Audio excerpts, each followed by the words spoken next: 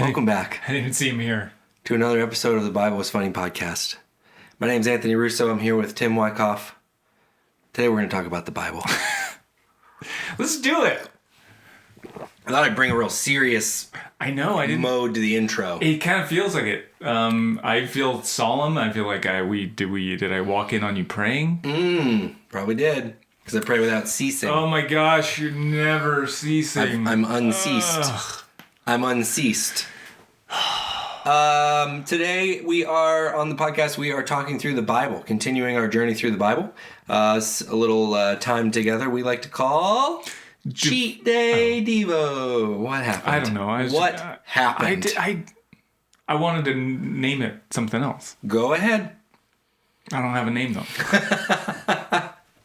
We've come to call this Cheat Day Devos. We're reading through the Bible together. We're going to cover 2 chapters from Genesis. Mm-hmm. We're going to talk about some funny stuff. But we're gonna read the Bible, the actual Bible. Yeah, that's maybe in your house right now. Not the actual reading an online version of the actual Bible, translated English and whatever. Yeah, it's just Bible. It's a compilation of books that came from different writers, some pieced together over a period of time and canonized by a group of people that decided what should be it. Anyway, that's the Bible. That's the book for me. That's what we do here. Before we do, we have housekeeping per usual. Sorry, gotta pay the bills. Oh my gosh. Today's episode of the Bible's Funny podcast is brought to you by Michaels. Do you need craft supplies? I did that wrong. Sorry, Michaels. Do you need craft and home goods supplies and you love doing algebra? Then Michaels is the place for you. Head in now for their summer sale where you can get 4 items at 22% off or 5 items at half off up to but not exceeding $50 and beyond that 25% off. Or you can use coupon code BibleIsFunny to receive 18% off of one full-priced item that has changed in price within the last 18 months. Or, of course, as always, 74% off of custom framing. Michaels, we make crafting simple and sale prices hard. Gotta pay the bills. Gotta pay the bills. I just read what they send me. For legal reasons, that's all a joke. Don't use that coupon code. Those sales are not real. You can try it. But why we don't know that it doesn't work. What? That's a good point. I can't promise you it does work, but I can't guarantee you it doesn't work because I haven't tried it.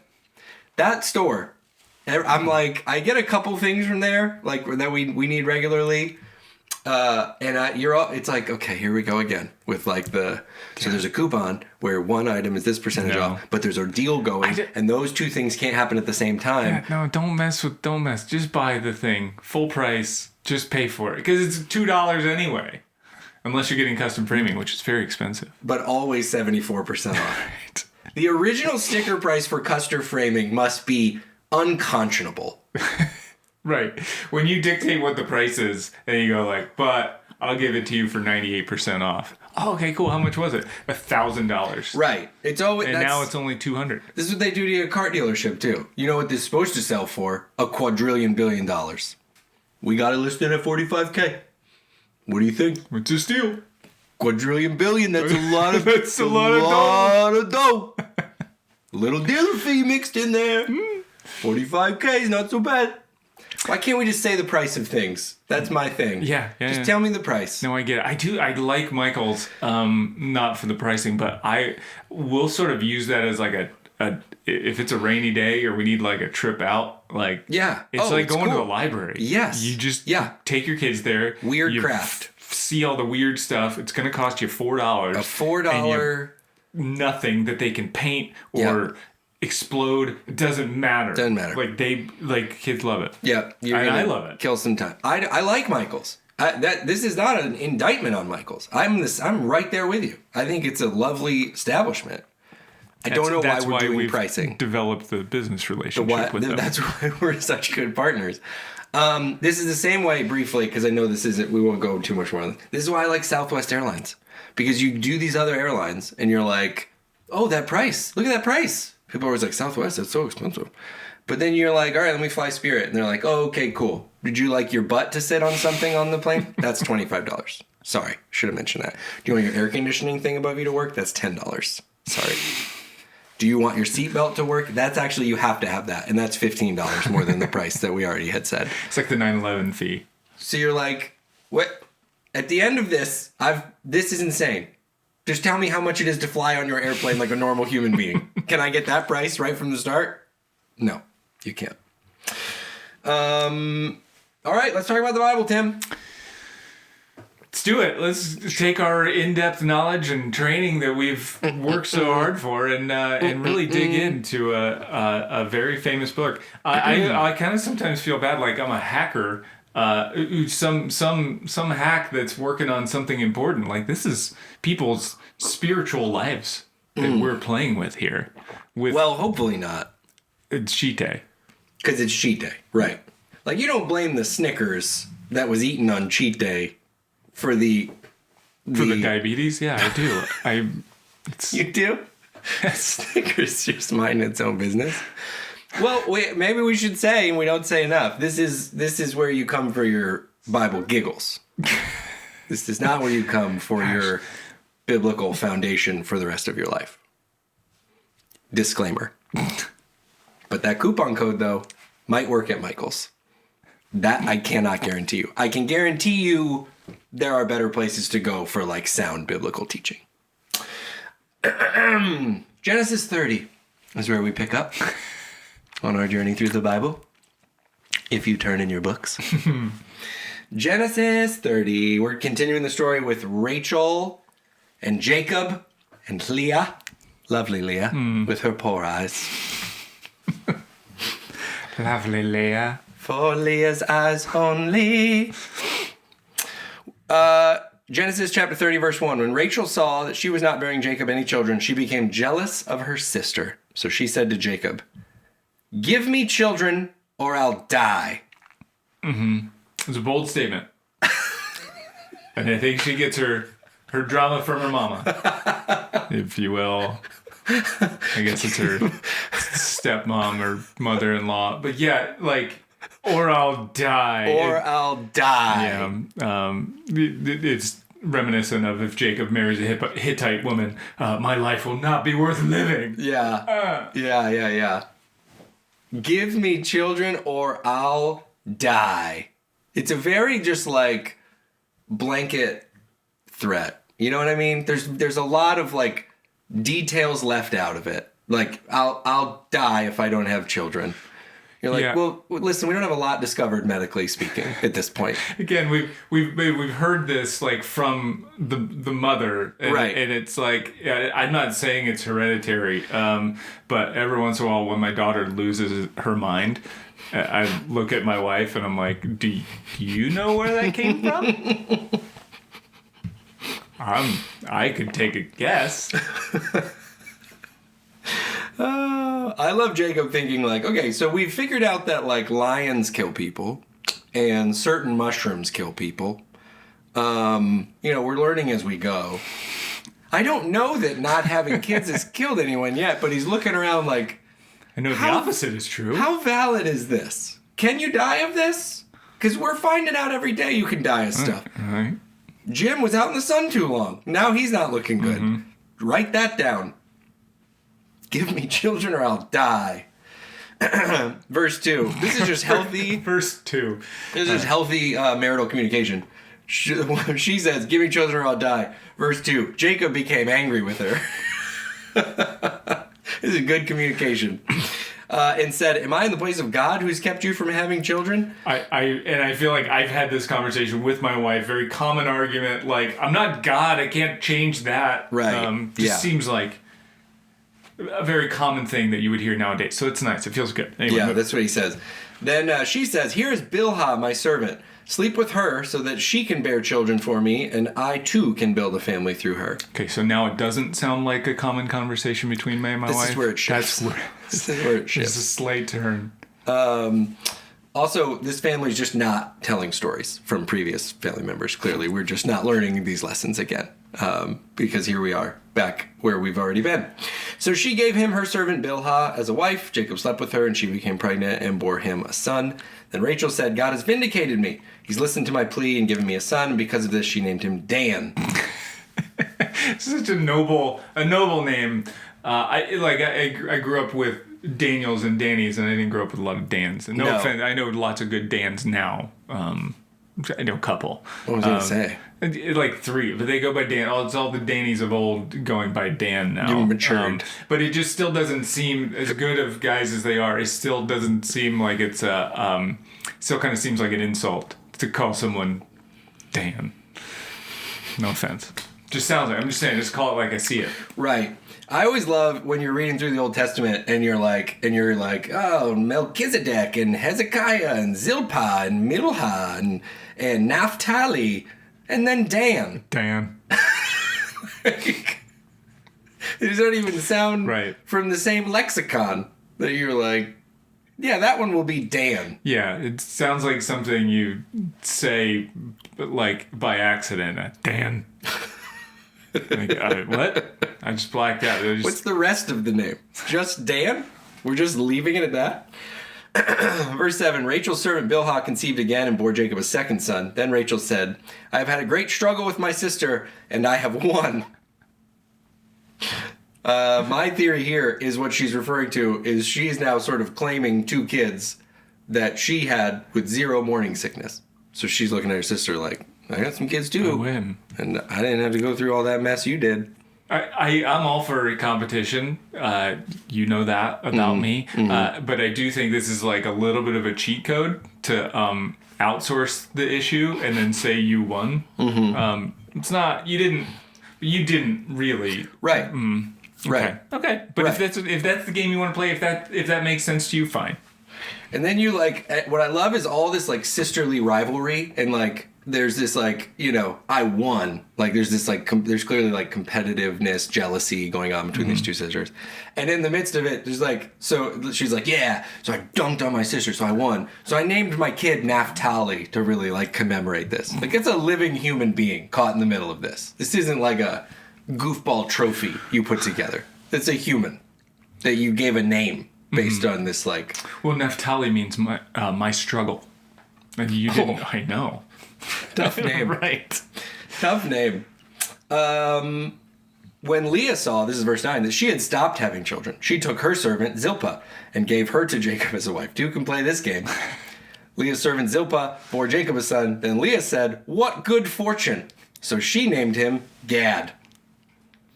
Question for you, Tim. Yeah. How do people from Boston start their prayers? I don't know how.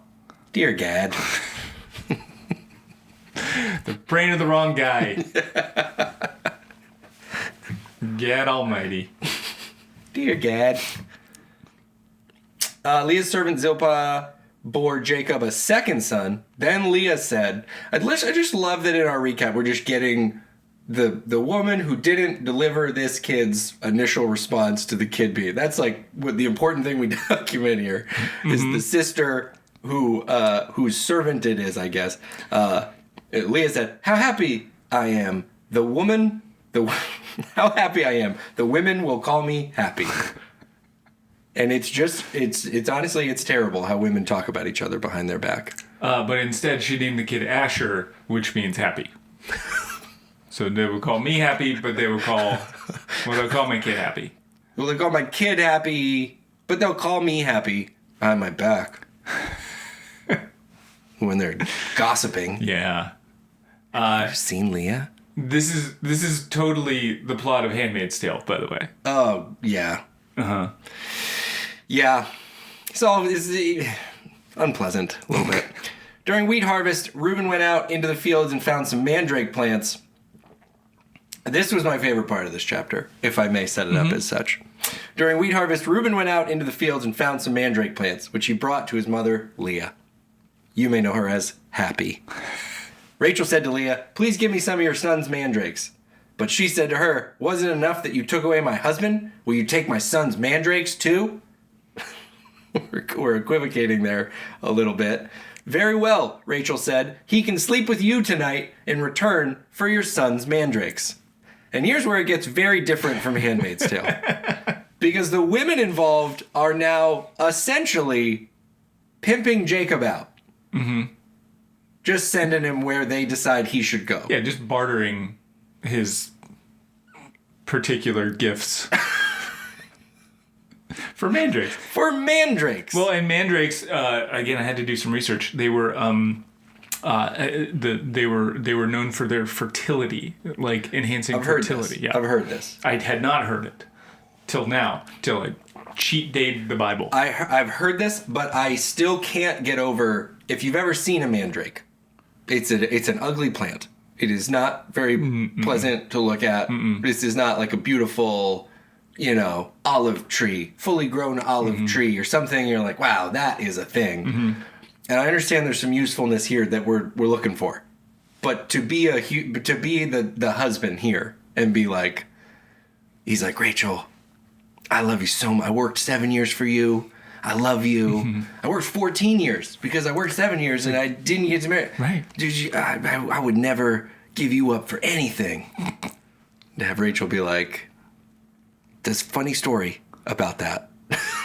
I mean, she didn't give up her husband. There's still, but everybody is married. Like there's 4 people married to this guy at least at this point. No, it's just maybe he's like looking. Maybe he already is like looking at almost like when you work at a restaurant and the shifts are posted. He's like, where am I supposed to be tonight? And Rachel's just scratched out. So we switch shifts. You're gonna be at Leah's tonight. That's how this is gonna go. Oh, but my toothbrush is over. All right. Just brush my teeth with the mandrakes, I suppose. So when Jacob came in from the fields that evening, Leah went out to meet him. You must sleep with me, she said. I've hired you with my son's mandrakes. So he slept with her that night.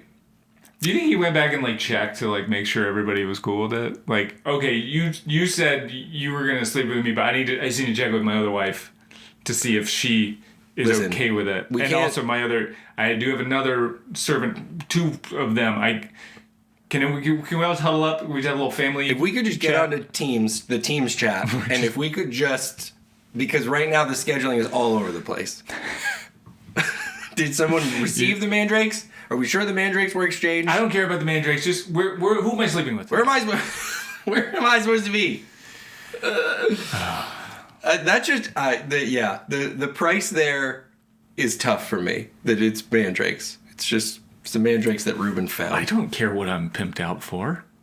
Well, you should. Why? Because you're special. I don't care. You're a special guy. That's fine. I want you to value yourself. You're at least worth some high quality old baseball cards. Right. Again, it's something. He's not leaving the house. Maybe they're in different houses. So he comes in, he finds out where he's going. Then in verse 17, God listened to Leah and she became pregnant and bore Jacob a 5th son. Then Leah said, God has rewarded me for giving my servant to my husband. So she named him Issachar. Issachar!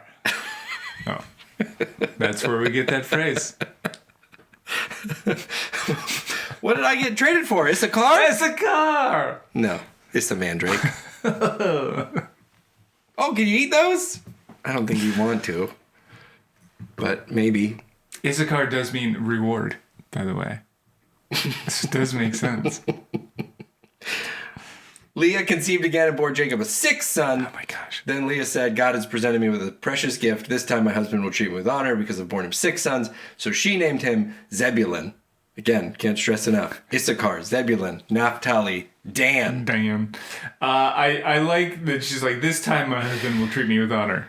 Because the first 5 times didn't work. It's not healthy. Maybe this time. We're not communicating well. This is not going to work. But, she can dream. Sometime later, all this detail, by the way, on some of these kids. And then 21. Sometime later, she gave birth to a daughter and named her Dinah. I thought it was Dinah. Dinah? I don't know. But if it was Dinah, then I thought it was kind of sexist. Like, you finally get a girl and you're like, it's time for dinner. I thought it was Dinah.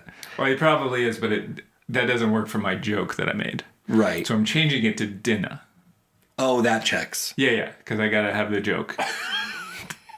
Thanks, guys. What is the Dinah, won't you blow your horn? That was what came to my mind when I saw it. Someone's in the kitchen with Dinah.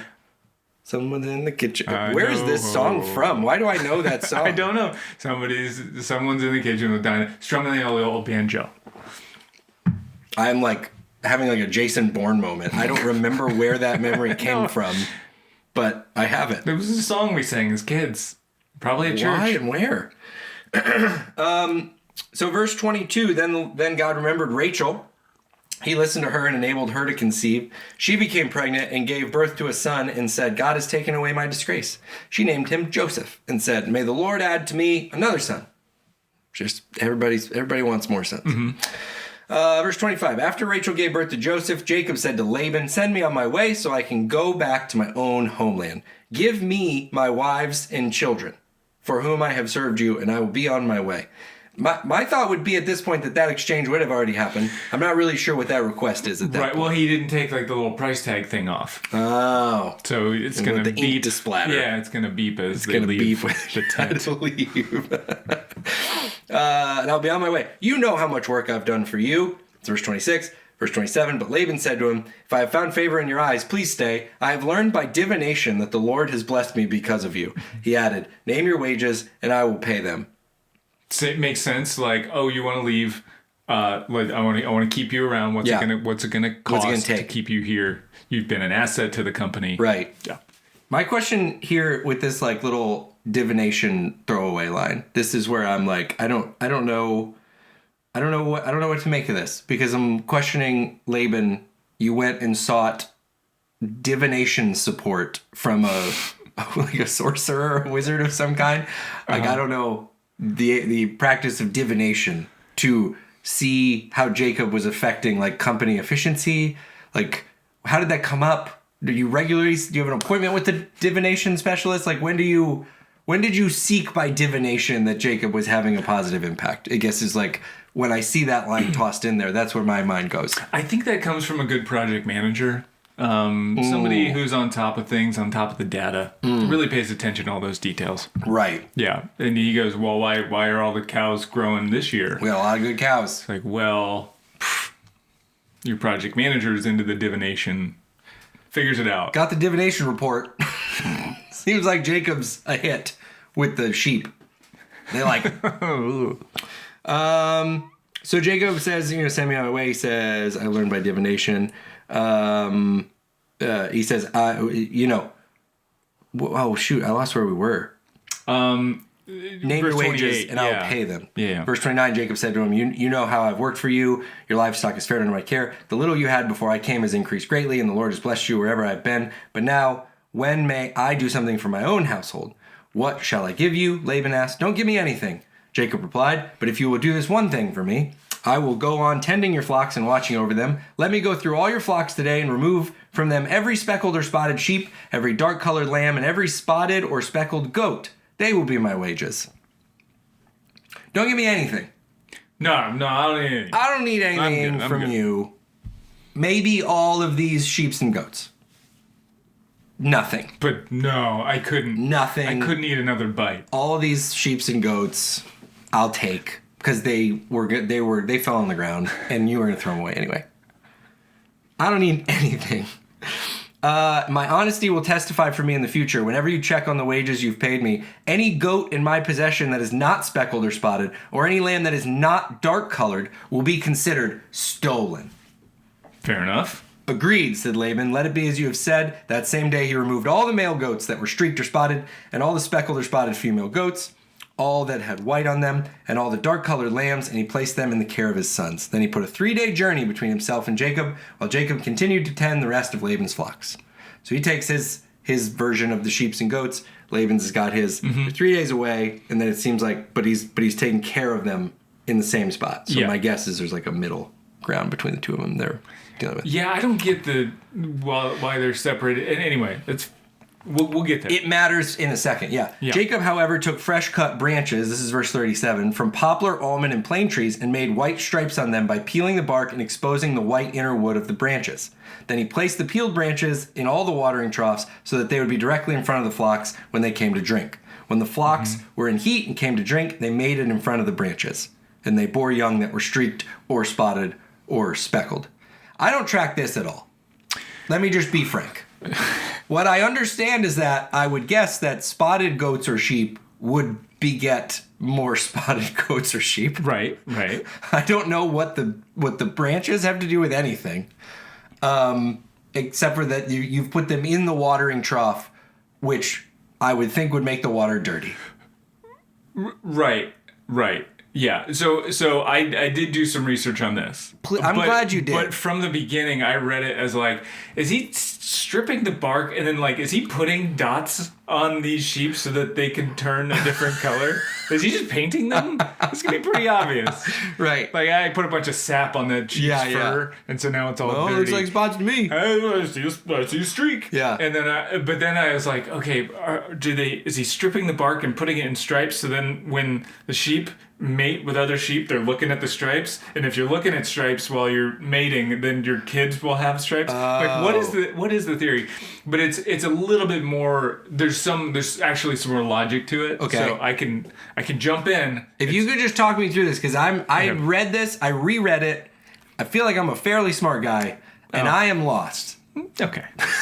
I can't figure out the sales at Michael's, and I can't figure out how he's manipulating sheep populations. Right. Okay, so there's a couple theories. The first one is the super churchy answer of like, it was a miracle. It's a miracle. It's just the miracle and Jesus did it. Well, it is he's doing something though. Okay, right. No, that's what I'm saying. It's like there's one camp that goes like, well, this must just be a divine thing. It's always an option. He stood with his left leg on his cactus, and then that made all of his kids have spiky hair.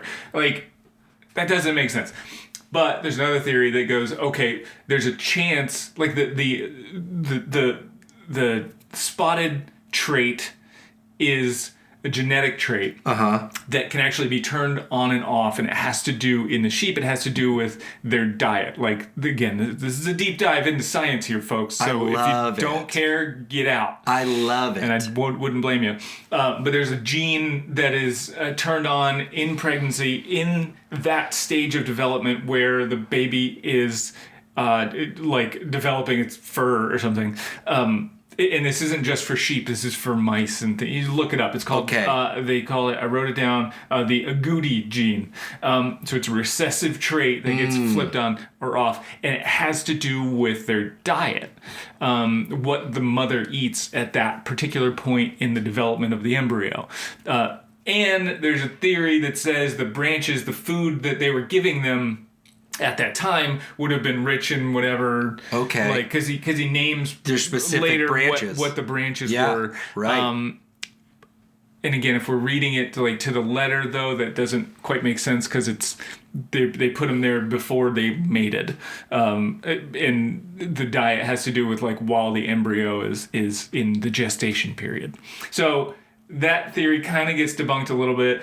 Probably the last theory is probably the more likely, that it's more practical and rooted in what I understand best is miscommunication.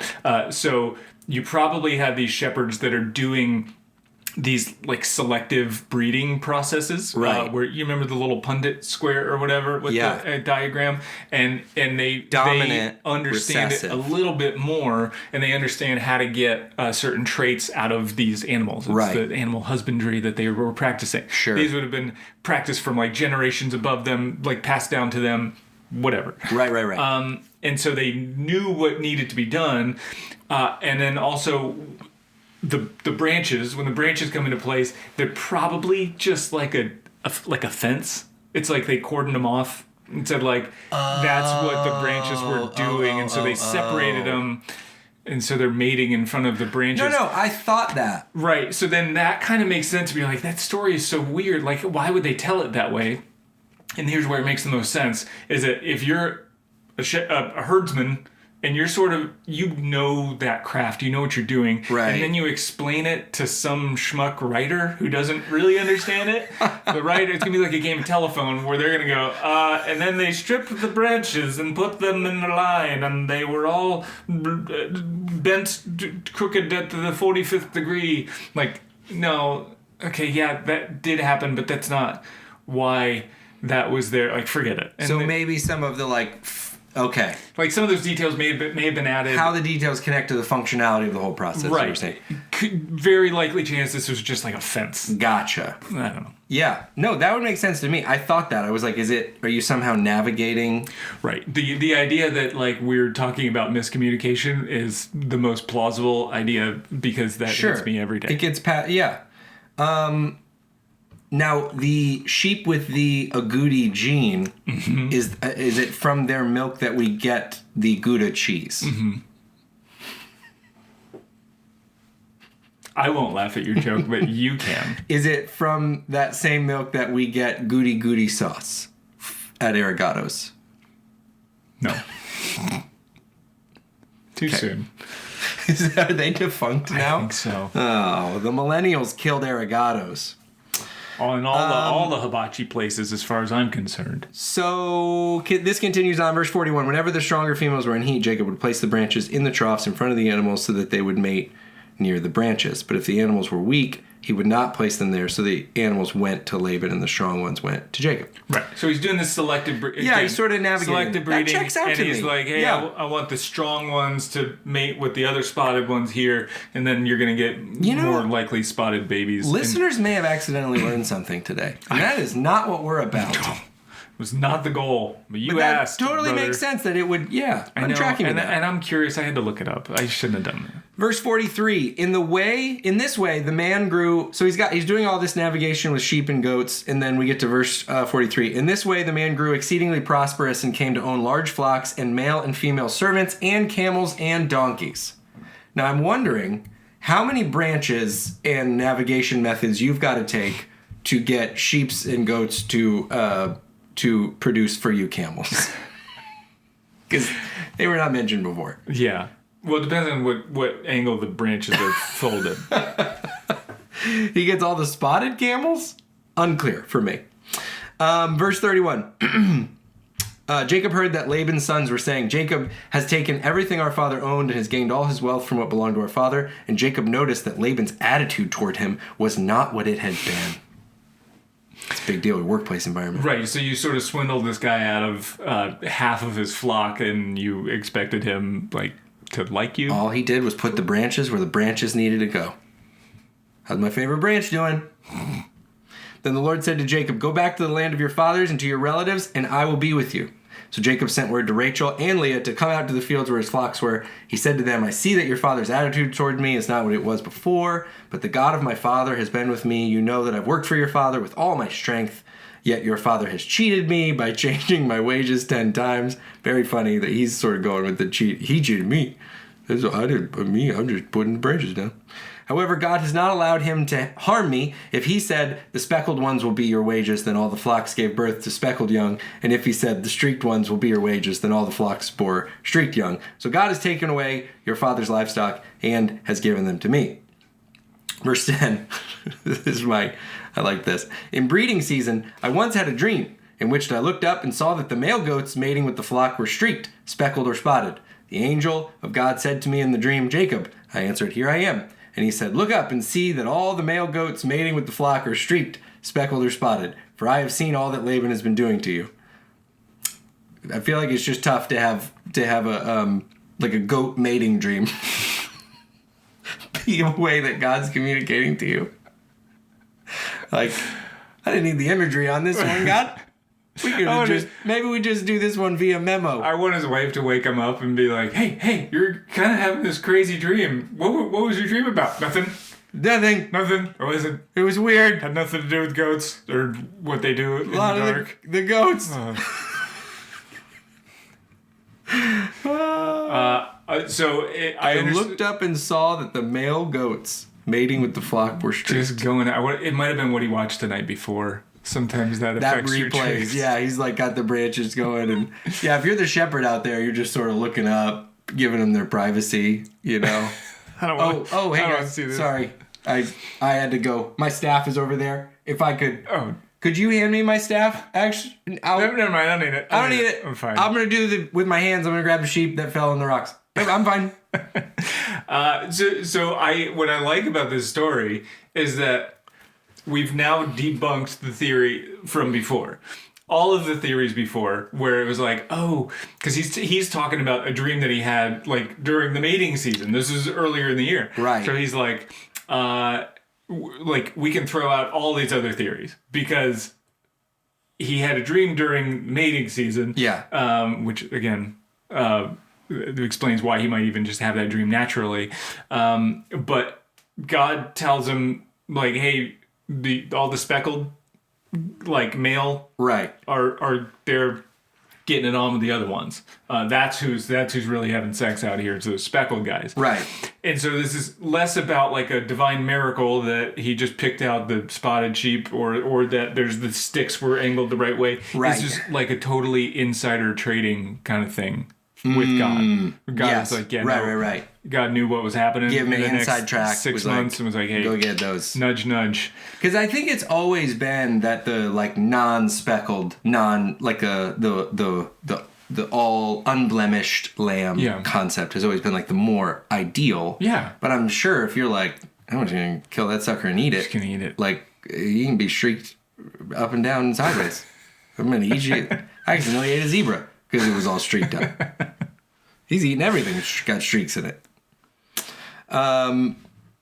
So then he's talking to Rachel and Leah. He's kind of spilling this out for her after his dream.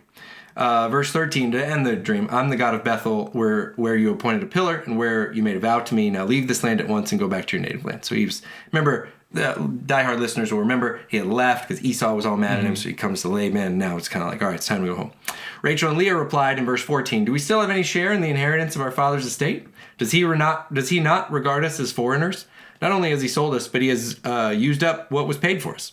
Surely all the wealth that God took away from our father belongs to us and our children. So do whatever God has told you, which is a long, flowery way to say, Dad's got no more money. So let's go. We're ready to go when you are. We out. Jacob put his children and his wives on camels, and he drove all his livestock ahead of him, along with all the goods he had accumulated in Padan Aram, to go to his father Isaac in the land of Canaan. Mm-hmm. So he drove all his livestock on camels. This was to a different place. This is actually the original plot of City Slickers, and then they adapted it to a more modern. Yeah, one of those you didn't know what it was based on. When Laban had gone to shear his sheep, Rachel stole her father's household gods. Moreover, Jacob deceived Laban the Aramean by not telling him he was running away. So he fled with all he had, crossed the Euphrates River, and headed for the hill country of Gilead. Which is the Handmaid's Tale. I'm telling you, this is what we're talking about. Yeah. Jeez. I think they say something about the Rachel or something like that too. On the third day, Laban was told that Jacob had fled, taking his relatives with him. He pursued Jacob for 7 days and caught up with him in the hill country of Gilead. Then God came to Laban the Aramean. I feel like that word is not that hard to say, and I'm really goofing it. You really are. Aramean? Yeah. Aramean. In a dream at night, and said to him, this is God appearing to Laban in a dream. And he says, be careful not to say anything to Jacob, either good or bad. Verse 24, be careful not to say anything to Jacob, either good or bad. I don't know what you're doing. I don't know what you're up to here, Laban, chasing him down. Just don't say anything to him. It's okay. Just leave it. Mm-hmm. Verse 25, Jacob had pitched his tent in the hill country of Gilead when Laban overtook him, and Laban and his relatives camped there too. Then Laban said to Jacob, what have you done? You've deceived me, and you've carried off my daughters like captives in war. Why did you run off secretly and deceive me? Why didn't you tell me so I could send you away with joy and singing to the music of timbrels and harp? You didn't even let me kiss my grandchildren and my daughters goodbye. You've done a foolish thing. I have the power to harm you, but last night the God of your father said to me, be careful not to say anything to Jacob, either good or bad. And I take what God says real seriously, which is why I haven't said anything to you. Well, I think he's saying, I'm not saying anything good or bad. I am being very neutral right now. That's a great take. I didn't think about that. I'm just saying a thing that I didn't get to kiss my grandkids. Not mad about. You're not neutral. I was wondering if he didn't look to Jacob's left and go, hey, Dan, could you please tell Jacob, what have you done? I'm not talking to Jacob. I take what God says seriously. I'm not talking to him. Not going to say a word. I'm not going to say good or bad. But I have a monologue to deliver, and someone's getting it. Dan. You've done a foolish thing. I have the power to harm you, but oh, okay. So then verse 30, now you've gone off because you long to return to your father's household. But why did you steal my gods? Jacob answered Laban, I was afraid because I thought you would take your daughters away from me by force. But if you find anyone who has your gods, that person shall not live. In the presence of our relatives, see for yourself whether there's anything of yours with me, and if so, take it. Now Jacob did not know that Rachel had stolen the gods. Yeah. It's one of those marital things. The modern day equivalent is like, yeah, we don't have anything going on Wednesday night. We're completely free. We can do that. Put us down. We're definitely going to come. And like you knew you had plans a long time ago. But in that case, you probably knew you had plans and you forgot. So Laban went into Jacob's tent and into Leah's tent and into the tent of the 2 female servants, but he found nothing. After he came out of Leah's tent, he entered Rachel's tent. Now Rachel had taken the household gods and put them inside of her camel's saddle and was sitting on them. Laban searched through everything in the tent but found nothing.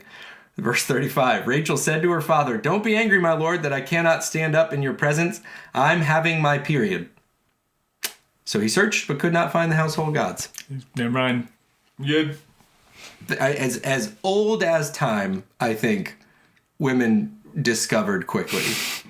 You want to shut down whatever that PE coach has played. Like you want to run the mile? Mm-hmm. No, I don't. And I know how I'm going to just make you not make me run the mile today. You like as old as time. Mm-hmm. This is the move, and it worked. Works every time.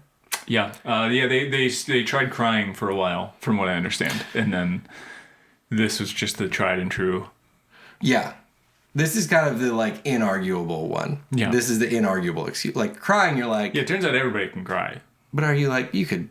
I don't. You're okay. But Jacob was angry and took Laban to task.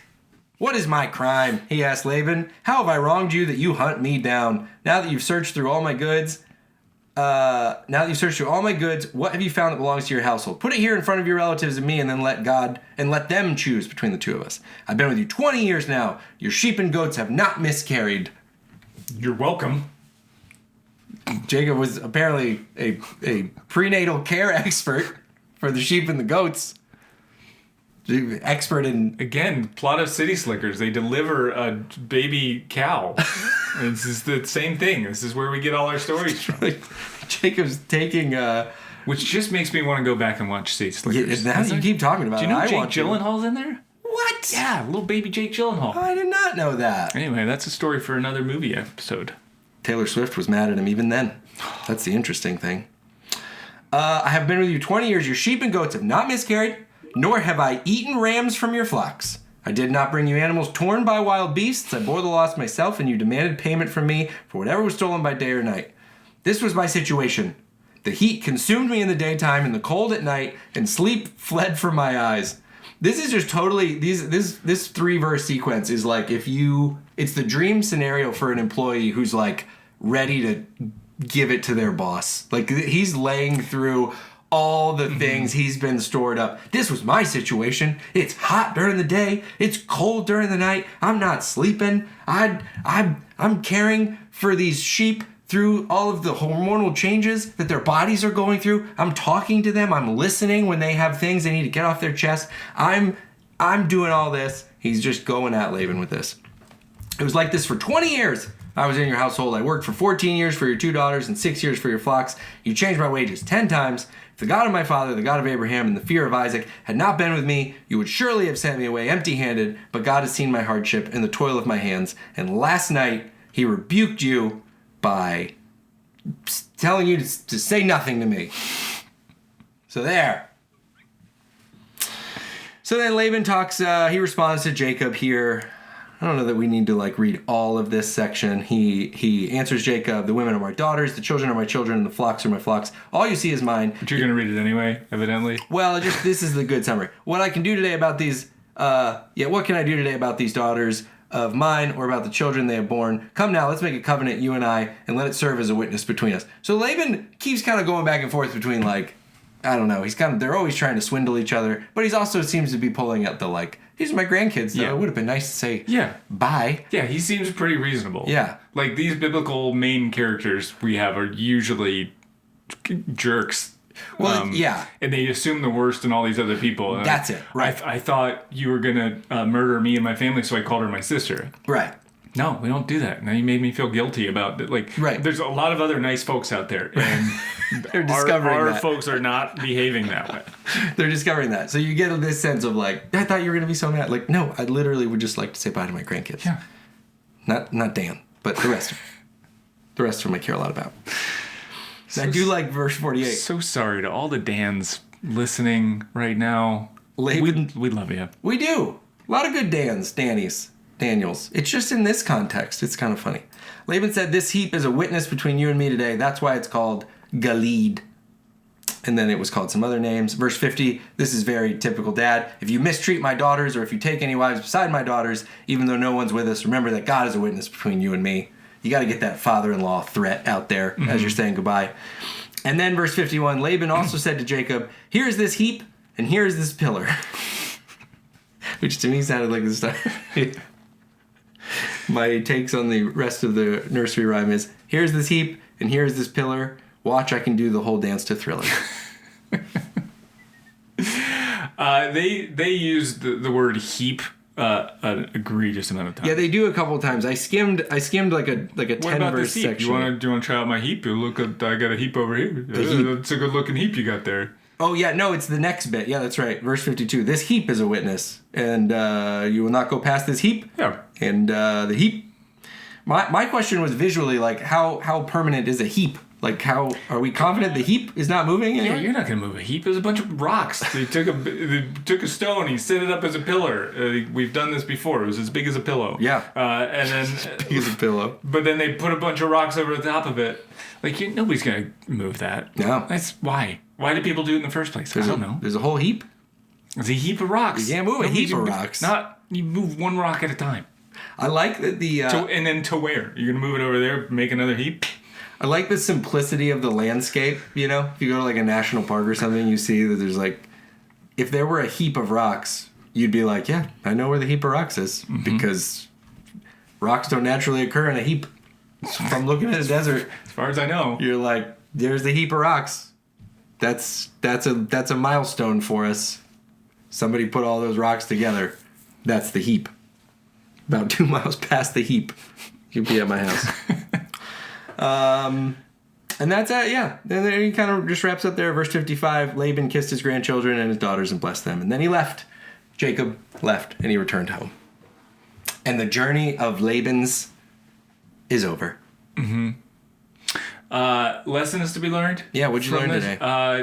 I learned that, so wives are in a really particularly interesting spot. They are someone's daughter and they are someone's wife. And ultimately, at every point, they're probably having some significant figure say like, no, she's not wrong. She wouldn't hide those gods from you. Like, somebody's backing you up. Right. So you're like, your husband can't complain to, I can't complain to my father-in-law about my wife because it's like, well, it's your daughter. Yeah. And then if he has a complaint about her to me now, it's like, well, it's your wife. I shouldn't say anything bad. So she's in this phenomenal spot. Meanwhile, my wife and my mom can talk crap about me. They can and they will. Yeah. I think it's the first thing that brings them together. Mm-hmm. I think it's the natural thing that brings... Why does he do this? I don't know. I've been asking him the same question. For 40 years, I've been asking him that. Let's get brunch and talk about the weird stuff he does that we don't like. My favorite game.